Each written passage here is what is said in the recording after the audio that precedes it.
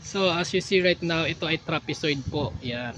Sisigan po yan. So ito may canopy siya. Yan, canopy niya to. Requested ng client. So ito pag binubukas to, yan, ito bintana rin. Tapos ito yung ano niya, loob niya. So ito pag binubuksan to, meron tong ganito. Yan, para sa bintana niya. So dalawa yan, meron din doon kaso hindi pa na-install. So ito may wall ito, tapos meron to dito hardeplex pa, may mga paring pa yan dyan, tapos may tatlong ilaw para maliwanag yung loob niya. So hindi pa siya tapos. Makikita nyo po yan sa page namin. Yan. So ito naman yung anim na para-parehas yung design, katulad lang nito, iniba lang yung pinto nasa likod. Yan. Yan, doon na yung pinto niya. Tapos meron siyang tawag nito, meron siyang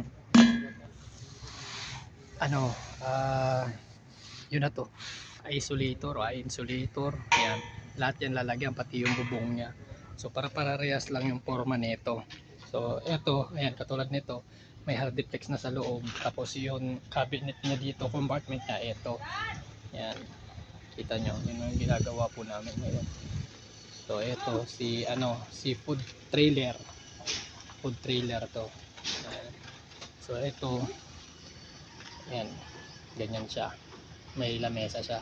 So timbangan, ito yung compartment niya, dito yun lababo niya, may bintana siya. So hindi pa siya tapos, mamasilyain pa yung mga cut edge niya. Ito mga kinating namin dito sa mga engine, mamasilyain yan katulad niyan, tapos pipinishin pa. So ayan, dito naman yung gulong niya, so hindi pa siya tapos. So ayan.